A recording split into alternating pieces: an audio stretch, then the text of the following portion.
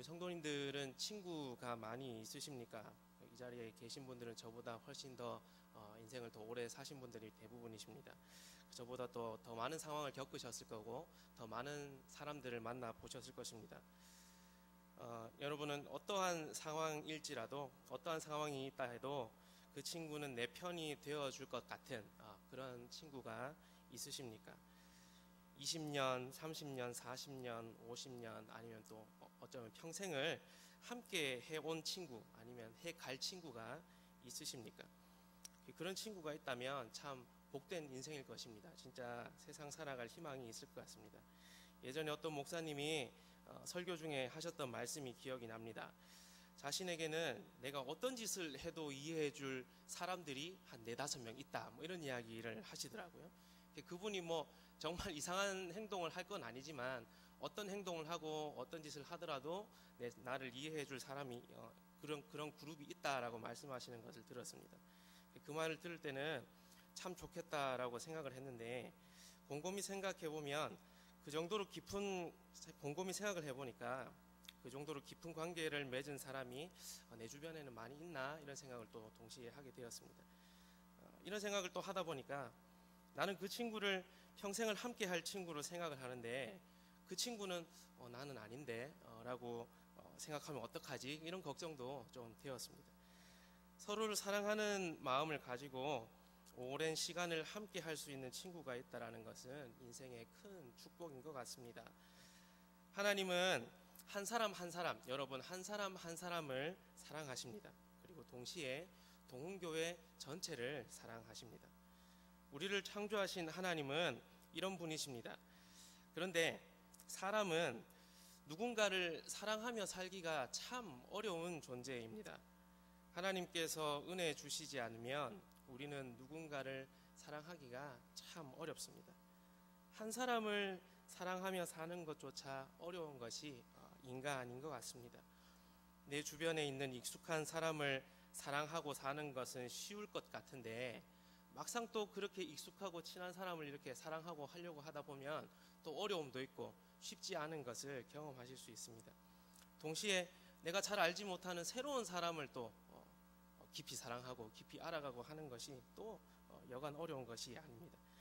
그런데 성경은 우리에게 서로 사랑하라 이렇게 말씀을 하십니다.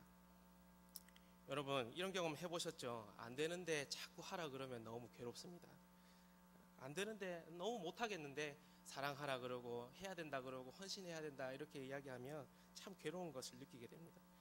내 한 몸 간수하며 사는 것도 힘들어 죽겠는데 도대체 나보고 어떻게 하란 말인가 이런 생각이 드는 것도 사실입니다.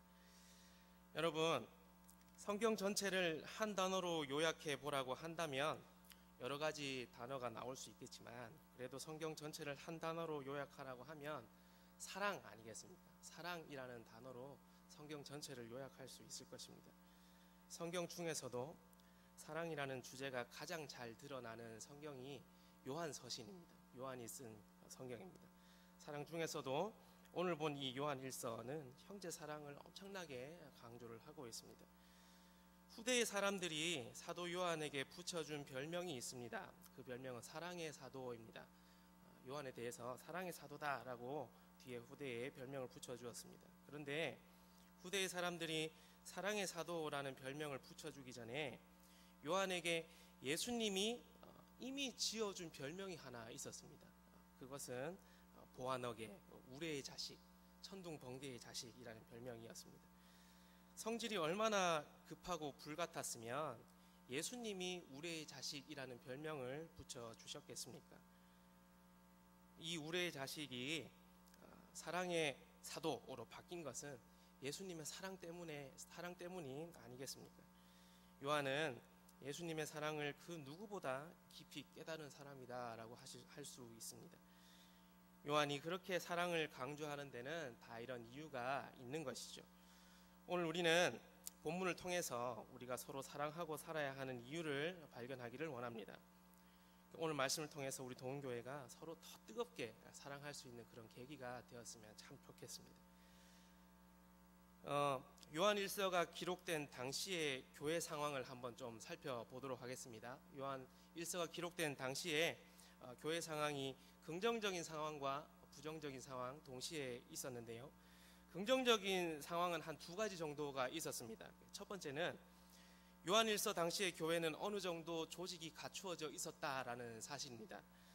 말씀 한번 보실까요? PPT 한번 보시면요. 요한일서 2장 12에서 14절 보시면 제가 다른 색깔로 이렇게 해놨는데요. 12절에 자녀들아 내가 너희에게 쓰는 것은 말씀하고요. 13절 보면 아비들아 내가 너희에게 쓰는 것은, 청년들아 내가 너희에게 쓰는 것은, 14절에 아이들아 내가 너희에게 쓰는 것은, 이런 표현이 등장을 합니다. 이것은 무슨 말인가 하면 이 표현은 교회 안에서 혈연적으로 맺어진 그런 관계를 통해서 말씀하는 것일 수도 있지만, 하지만 이 표현은 그 당시에 교회가 어느 정도의 조직을 갖췄다라는 것을 알 수 있는 부분입니다. 소수의 인원이 모인 작은 교회가 아니라 그 교회의 자녀 세대도 있고 아비 세대도 있고 청년의 세대도 있는 그런 어떤 세대들이 모두 공존하는 그런 교회였다라는 사실을 알 수가 있습니다. 여러분, 주변을 조금만 돌아보면 주일학교 자체가 없는 작은 교회들을 꽤 발견하실 수 있습니다. 개척교회나 시골교회에는 아이들 자체가 없을 수도 있습니다. 하지만 요한일서 당시의 교회는 주일학교와 또 저희 교회 같으면, 저희가 교회 같은 경우로 따지면 선교회 같은 조직이 어느 정도 갖추어져 있는 교회다라는 것을 알 수가 있습니다. 여러분, 큰 교회는 큰 교회대로, 그리고 작은 교회는 작은 교회대로 이 땅에서 감당해야 할 사명이 분명히 있습니다. 조직이 갖추어진 교회가 이 땅에서 빛과 소금의 역할을 잘 감당하기 위해서는 자녀 세대와 또 청년 세대와 아비 세대들이 사랑으로 잘 연합되어야 할 것입니다. 세상 사람들은 교회 안에서 모여서 저 사람들이 뭘 하고 있는가 이렇게 쳐다보고 있을 것입니다. 복음 안에서 서로가 연합해서 빛과 소금의 역할을 잘 감당해야 할 것입니다. 첫 번째가 이 요한 1서 당시의 교회가 어느 정도의 규모가 갖추어져 있는 교회였고요. 두 번째 이제 긍정적인 상황을 보면 하나님 아버지를 아는 지식이 있는 교회였습니다. 하나님을 향한 지식이 풍성했던 교회였던 것이죠. 저희 같이 요한 1서 2장 13에서 14절 말씀 읽어보도록 하겠습니다. 아비들아 내가 너에게 쓰는 것은 너희가 태초부터 계신 이를 알았으며, 아이들아 내가 너희에게 쓴 것은 너희가 아버지를 알았으며, 아비들아 내가 너희에게 쓴 것은 너희가 태초부터 계신 이를 알았으며. 아멘. 그들에게는 이미 하나님을 아는 지식이 있었습니다. 알았으며 알았으며 이렇게 반복하면서 그 교회의 상황을 우리에게 알려주고 있습니다. 하나님의 말씀을 사모하는 마음이 있었던 것이죠. 하나님을 알고자 하는 그런 마음들이 컸던 교회였습니다.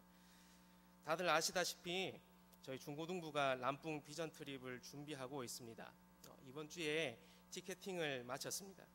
람뿡 비전 트립을 통해서 저희도 그렇고 또 온 교회에서 또 기대하는 부분들이 있으실 것입니다. 그것은 바로 하나님을 알기를 원하는 것 아니겠습니까? 우리 중고등부 아이들이, 학생들이 그곳에 가서 지금까지 살아온 익숙한 환경에서 벗어나서 새로운 환경 속에서 역사하시는 하나님을 만나는 것, 그리고 그것을, 그 하나님을 아는 것, 이것을 기대하는 것이 아니겠습니까? 청소년 시기에 하나님을 만나고 자신을 향한 하나님의 계획을 아는 것은 평생의 신앙에 영향을 끼칠 정도로 굉장히 중요한 부분입니다. 비전 트립에 참가하는 학생들이 하나님을 알 수 있도록 성도님들의 많은 기도 부탁드리겠습니다. 그리스도인의 삶의 풍요로움은 하나님을 아는 지식의 풍성함에서 나옵니다. 하나님을 알면 알수록 그리스도인의 삶은 풍성해집니다. 말씀을 깊이 깨달으면 깨달을수록 그 하나님이 나에게 어떻게 역사하시는지 알게 되어 기쁨이 있고 풍성해지는 거죠. 하나님을 모르기 때문에 우리의 인생이 이 모양 이 꼴로 살아가게 되는 것입니다. 근데 문제는 내 인생이 이런 이유가 하나님을 아는 것을 경시하고 하나님을 모르며 사는 것 때문이라는 게 그렇게 알지 않고 다른 데서 그 이유를 찾는데 문제가 많이 있습니다. 그런 상황 속에서 우리가 해결책이라고 내어놓는 것이 이런 것입니다. 나를 더 쪼우는 거죠. 신앙을 하면서 나를 더 쪼우는 겁니다. 은혜를 구하는 것이 아니라 이런 겁니다. 더 빡세게 해야지, 더 열심히 일해야지, 더 열심히 운동해야지, 더 열심히 인맥을 쌓아야지, 이런 것들을 통해서 우리의 인생의 문제를 해결하려고 하는 우리의 악한 모습을 보게 됩니다. 하나님을 아는 지식이 기초가 되지 않은 채 이런 것들에만 매달리게 되면 나중에 가면 우리의 신앙이 다 무너지는 것을 그때 경험하게 될 것입니다. 요한일서 당시의 교회는 하나님을 아는 지식이 성도들 사이에 풍성했던 것 같습니다. 아비 세대와 아이 세대 모두가 하나님을 아는 지식이 있었습니다. 하나님을 아는 지식은 개인뿐만 아니라 이 교회 전체가 튼튼하게 세워지는 계기가 된다라는 사실을 아셨으면 좋겠습니다. 우리 동교회 성도님들도 하나님을 아는 지식이 날마다 풍성해지는 그런 삶을 사셨으면 좋겠습니다. 요한일서 당시에 긍정적인 부분이 이런 부분들이었다고 한다면 부정적인 상황은 또 여러 가지가 있습니다. 참 긍정적인 상황이 많았으면 좋겠는데 부정적인 상황들이 조금 더 많이 있습니다. 첫 번째 보시면 형제를 미워했습니다. 우리 2장 9절 같이 한번 읽어보시겠습니다. 빛 가운데 있다 하면서 그 형제를 미워하는 자는 지금까지 어둠에 있는 자요. 아멘. 여러분, 누군가를 미워해 본 경험이 한 번쯤은 있으실 것입니다. 그 사람을 미워하면 여러분 그 사람과 친한 주변 사람도 다 미워 보입니다. 요한복음 15장 18절 보시면 같이 한번 읽어보겠습니다. 세상이 너희를 미워하면 너희보다 먼저 나를 미워한 줄을 알라. 여러분, 세상은 예수님을 먼저 미워했습니다. 그래서 예수님을 따르는 우리도 미워하는 것입니다. 여러분, 이렇게 미움이 전염이 되는 것입니다. 우리 안에 미워하는 마음이 사라질 수만 있다면 얼마나 좋겠습니까? 공동체 안에 미움이 사라지고 사랑이 넘칠 수만 있다면 얼마나 좋겠습니까? 그만 미워했으면 좋겠습니다. 그만 상처 주고 또 그만 상처 받았으면 좋겠습니다. 미움은 공동체를 무너뜨리게 됩니다. 작은 미움의 불씨 하나가 교회라는 큰 산을 태울 수 있는 것입니다. 요한일서 당시의 교회에도 서로를 향한 미움 때문에 많은 문제들이 발생을 했던 것입니다. 두 번째 부정적인 상황은 말과 혀로만 사랑하는 경향이 있었다라는 것입니다. 우리 3장 18절 같이 한번 읽어보겠습니다. 자녀들아, 우리가 말과 혀로만 사랑하지 말고 행함과 진실함으로 하자. 아멘. 자기가 말씀을 잘 안다고 생각하는 사람들이 범할 수 있는 실수 중에 하나입니다. 지식적으로 말씀을 깨닫는 것도 하나님의 크신 은혜입니다. 하나님을 아는 지식은 절대로 빠질 수 없는 믿음의 요소입니다. 하나님의 말씀을 향한 바른 지식이 없으면 그 지식은 생명이 아니라 파멸로 인도하게 될 것입니다. 그런데 여러분, 머리로만 그리고 지식적으로만 말씀을 아는 것에 집중하게 되면 말과 혀만 발달할 위험성에 노출되게 됩니다. 겸손함이 없고 행함이 없어질 위험성이 커진다라는 말씀입니다. 행함이 없는 믿음은 죽은 것이라고 야고보가 그렇게 말했던 것이 아니겠습니까? 많이 배우고 많이 아는 사람들이 겸손하면 얼마나 큰 영향력이 있는지 아시지 않습니까? 그런 겸손은 많은 사람들에게, 많은 성도들에게 영향을 주고 감동을 줄 것입니다. 배운 것은 늘 순종으로 옮겨져야 교만해지지 않고 항상 겸손하게 주변 사람들에게 많은 감동을 끼칠 수 있을 것입니다. 우리는 너무 똑똑한 것 같습니다. 제가 대학생들과 많이 있어 보니까 이런 경험들을 좀 많이 했습니다. 대화하다 보면 너무 잘났습니다. 그 친구가 저에게 이야기하고 또 이렇게 서로 대화하는 것들을 보면 너무 잘났습니다. 너무 똑똑합니다. 그리고 전부 다 칼빈이고 전부 다 루터입니다. 똑똑한 척, 잘난 척, 사람이 똑똑한 척, 잘난 척 하는 사람이 선한 행실이 없으면 세상 사람들에게 더 큰 손가락질을 받게 됩니다. 말과 혀로만 사랑하다 보면 이런 이야기를 합니다. 지성의 열매와 행함의 열매는 별개다라고 이야기할 수도 있습니다. 그런데 이것은 제가 봤을 때 자신들의 행하지 않는 모습을 감추기 위한 핑계일 뿐입니다. 절대 이런 일이 있어서는 안 되겠죠. 행함이 없는, 그냥 안다고만 말하고 행함이 없는 그런 믿음이 계속 있다라고 한다면 우리가 계속 경계하면서 살아가야 할 것입니다. 세 번째 요한일서 당시의 교회의 문제점은 재물을 가지고 형제의 궁핍을 도울 마음이 없었다라는 사실입니다. 우리 3장 17절 같이 한번 읽어보겠습니다. 누가 이 세상의 재물을 가지고 형제의 궁핍함을 보고도 도와줄 마음을 닫으면 하나님의 사랑이 어찌 그 속에 거하겠느냐. 아멘. 앞에 것과 같은 맥락이죠. 나의 형제 자매가 힘들어 죽겠다라고 하는데 그거는 너의 일이다, 내 일은 아니다 라고 말한다면 그 형제는 어떻게 되겠습니까? 이것은 물에 빠져 죽어가는 사람을 보고 그냥 가만히 구경하고 있는 것과 같은 것이죠. 여러분, 예수님은 보물이 있는 곳에 너의 마음이 있다라고 말씀하셨습니다. 재물이 있는 곳에 너의 마음이 있다라고 말씀을 하셨습니다. 이웃에게 재물을 나누어 줄 수 있는 것은 이웃에게 마음이 있다라는 가장 강력한 표현이 아니겠습니까? 없으면 어쩔 수 없습니다. 없으면 어쩔 수 없는데 충분히 도와줄 수 있음에도 불구하고 그것을 도와주지 아니하고 자기만 누리는 그런 마음들이 있다면 우리가 또 한번 돌아보아야 할 것입니다. 그리고 다음 요한일서 당시 교회의 부정적인 상황은 이런 것이었습니다. 우리 말씀 같이 한번 읽어보겠습니다. 이 세상이나 세상에 있는 것들을 사랑하지 말라. 누구든지 세상을 사랑하면 아버지의 사랑이 그 안에 있지 아니하니. 그리고 밑에 3장 13절도 읽겠습니다. 형제들아, 세상이 너희를 미워하여도 이상히 여기지 말라. 아멘. 이 당시에 교회가 세상으로부터 두 가지를 동시에 받게 되었습니다. 예수님을 떠날 것에 대한 유혹과 또 예수님을 믿는 것 때문에 받는 박해, 두 가지가 동시에 있었던 것이었습니다. 당시 초대 교회가 처했던 혹독한 현실이었죠. 내부적으로는 어떤 또 그런 문제들이 있고 외부적으로는 또 예수님을 믿는 것에 대한 공격들이 계속해서 있었던 것이었습니다. 그리고 마지막으로 5번째 보시면요, 요한일서 당시의 교회에 이런 문제가 또 있었습니다. 많은 적그리스도와 많은 거짓 선지자들에게 교회가 위협을 당하고 있었습니다. 우리 같이 한번 읽어보겠습니다.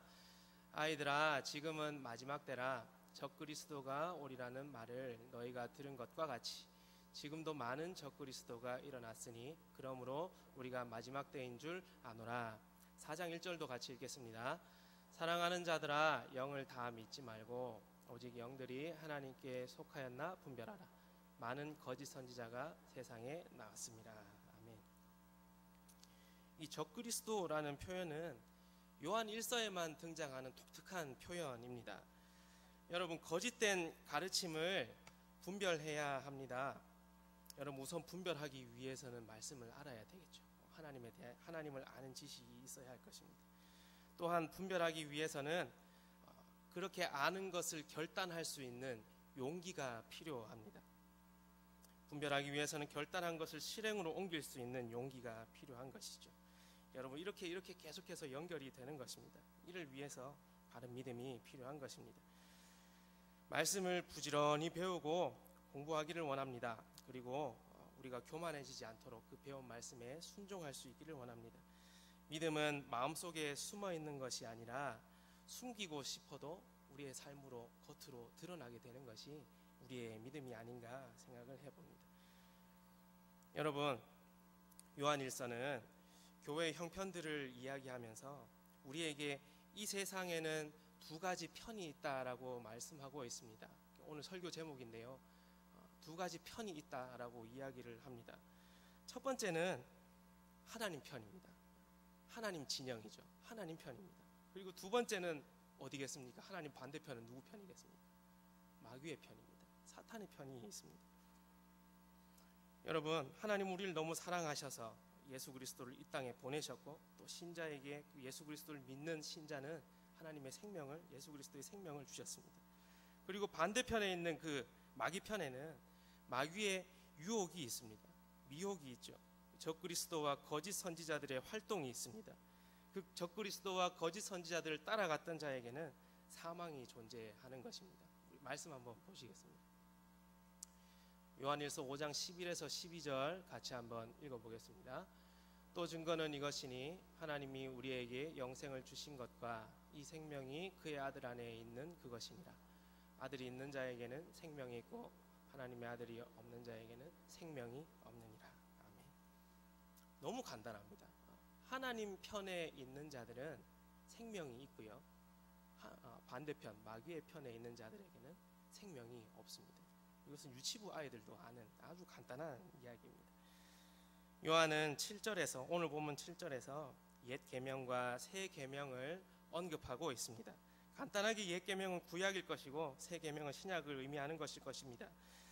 구약을 상징하는 것은 많은 것 중에 십계명이라고 할 수 있습니다. 십계명은 하나님 사랑과 이웃 사랑, 하나님 중심의 삶, 이웃 중심의 삶을 우리에게 말해줍니다. 그리스도인의 삶의 원리를 알려주고 있는 것이죠. 신약에도 이 십계명의 신앙 정신이 그대로 이어집니다. 구약과 신약은 나누어진 책이 아니기 때문에 그렇습니다. 마태복음 22장 34에서 40절에는 유명한 말씀입니다. 한 율법사가 예수님을 찾아옵니다. 그리고 예수님께 질문을 하죠. 율법 중에 어느 계명이 큽니까? 라고 예수님에게 물어봅니다. 이 예수님께서 대답을 하십니다. 우리 마태복음 22장 37절에서 40절 한번 찾아보시겠습니다. 제가 PPT 준비 못했는데요. 마태복음 22장 37에서 40절 한번 같이 읽어보기를 원합니다.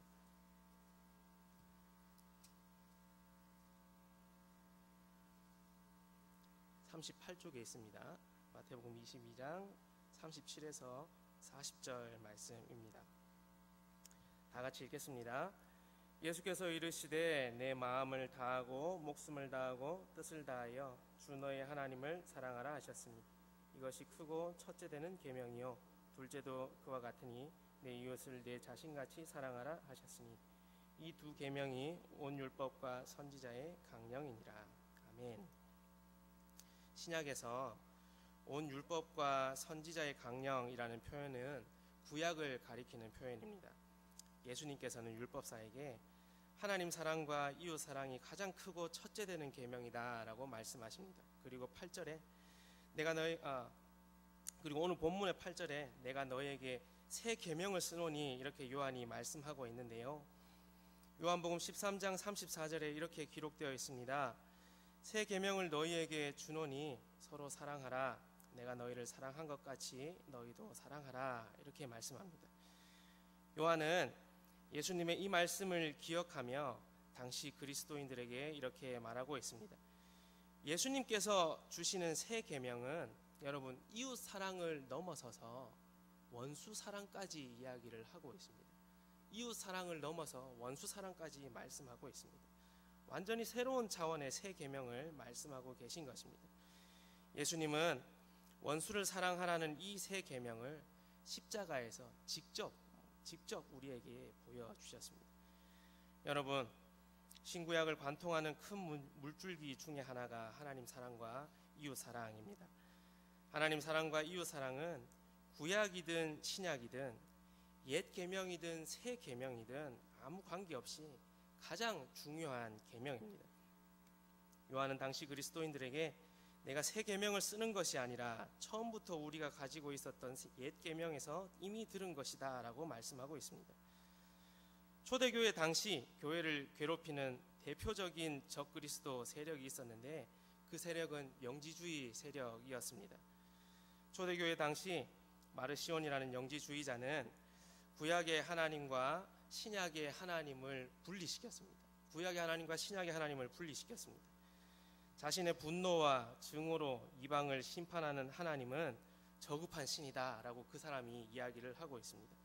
반면에 신약의 하나님은 예수님께 임한 영으로 은혜와 사랑이 풍성한 구약의 하나님보다 훨씬 우등한 신이다 라고 이야기를 하고 있습니다.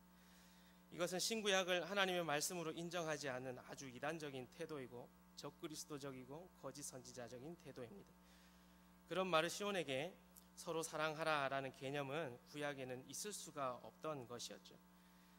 분별할 수 있는 바른 신앙적 지식이 없는 사람들은 이 영지주의의 가르침에 혹하고 넘어가게 되는 것입니다. 하나님을 아는 지식이 이렇게 중요한 것이죠. 예수님은 옛 계명인 구약을 완성하시고 더 큰 새로운 차원을 우리에게 알려주신 분입니다. 구약의 모든 예언의 완성이 예수님을 통해 이루어진 것이죠. 우리 요한일서 오늘 본문 9에서 11절까지는 빛 가운데 있다 하면서 형제를 미워하는 자에 대해서 말씀하고 있습니다. 이들이 바로 말과 혀로만 사랑하고 도울 형편이 되면서 형제를 돕지 않는 사람을 이야기하고 있습니다. 그들은 어둠에 있는 자들이고 그들은 어둠에 행하여 갈 곳을 모르는 자들입니다. 그들이 그렇게 된 이유는 어둠에 눈이 멀었기 때문입니다. 반면에 10절에는 형제를 사랑하는 자에 대해서 이야기하고 있습니다. 형제를 사랑하는 자는 빛 가운데 거합니다. 형제를 사랑하는 자는 거리낌이 없습니다. 여러분, 이 거리낌이라는 단어는 덫을 놓다, 올무에 걸려서 넘어지게 하다, 실족하게 한다, 이런 의미입니다. 이 동사에서, 이 말에서 이제 스캔들이라는 단어가 나오게 된 것인데요. 여러분, 형제를 사랑하는 자들에게는 이런 스캔들이 없습니다. 걸려 넘어지게 하는 것이 없고 추잡한 소문이 없는 것이죠. 형제를 사랑하는 자에게 이런 실족하는 일은 없을 것입니다. 여러분, 요한은 우리에게 선명하게 알려주고자 하는 메시지가 있습니다. 요한일서는 제가 앞에서 말씀드렸듯이 하나님 편과 마귀 편을 나누고 있다라고 말씀을 드렸는데요. 그러면 여러분, 하나님 편과 마귀 편을 구분하는 기준은 무엇이겠습니까? 쉽습니다. 하나님 편과 마귀 편을 구분하는 기준은 서로 사랑하는 것입니다. 서로 사랑하는 자는 하나님 편이고요. 서로 미워하는 자는 마귀 편입니다. 여러분, 타고 이렇게 올라가다 보면 마지막에는 제일 유치하게 갈리는 걸 아시지 않습니까? 넌 누구 편이냐? 넌 누구 편이냐? 이렇게 될 텐데요. 서로 사랑하는 자는 여러분 하나님 편이고요. 서로 미워하는 자는 마귀 편에 서 있는 사람입니다. 요한은 하나님 편인지 마귀 편인지 구분하는 기준이 서로 사랑이다라고 분명하게 우리에게 말씀하고 있습니다. 여러분, 사랑의 대상이 잘못되어서는 안 됩니다. 여러분, 우리는 누구를 사랑해야 합니까? 바로 예수 그리스도입니다. 예수님이 우선이지 사람이 우선이 아닙니다. 우리의 1등 사랑은 예수님이고 하나님 예수님 사랑으로부터 모든 사랑이 계속해서 흘러나와야 하는 것입니다. 우리의 사랑의 동기가 잘못되면 안 될 것입니다. 우리가 사랑하는 동기와 이유는 예수님 때문이어야 합니다. 사람들 중에 혹시 서로 사랑하고 한몸 되는 것을 우리가 남이가 혹은 우리 친구 아니가 이런 식으로 이해하는 사람들이 있습니다.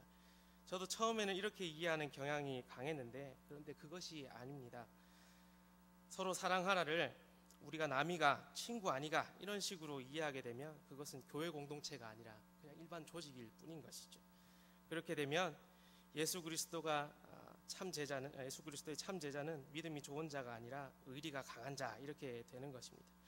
그렇게 되면 복음이 아니라 의리가 서로 사랑하라의 동기가 되는 것이죠. 여러분, 교회의 모든 일의 동기는 예수님이어야 합니다. 복음이어야 하는 것이죠. 그 예수님으로부터 나온 그 사랑으로 우리가 서로를 사랑하고 교회를 세워가는데 힘써야 하는 것입니다. 말씀을 맺겠습니다. 요한 1서는 하나님 편에 있는 자와 마귀 편에 있는 자에 대해서 말씀하고 있습니다. 하나님 편에 있는 자와 마귀 편에 있는 자를 구분하는 기준은 여러분 서로 사랑하는 것입니다. 서로 사랑하라는 말씀은 예수님께서 새롭게 하신 말씀이 아닙니다. 서로 사랑하라는 말씀은 옛 계명인 구약에서부터 계속해서 내려오던 것이었습니다. 예수님은 그 계명을 신약에서 다시 말씀하고 계십니다.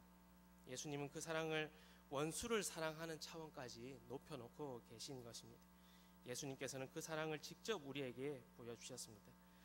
여러분, 그리스도인의 사랑의 대상과 동기는 예수님이어야 합니다. 예수님보다 다른 것이 앞서서 사랑의 대상이 되거나 사랑의 동기가 되어서는 안 될 것입니다. 우리는 오직 예수님으로부터 나오는 사랑으로 살아가는 사람들이 되어야 합니다. 교회 안에는 나쁜 일이 있을 수도 있고 또 좋은 일이 있을 수도 있습니다. 그런 일들을 잘 헤쳐나갈 수 있는 방법은 서로 사랑하라 하는 그 말씀에 순종하는 것일 것입니다. 우리 도원교회 성도님들은 서로 미워하라라고 하는 사탄의 속삭임을 거부하고 서로 사랑하라고 하는 하나님의 말씀을 따라갈 수 있는 그런 성도님들 되셨으면 좋겠습니다. 기도하겠습니다.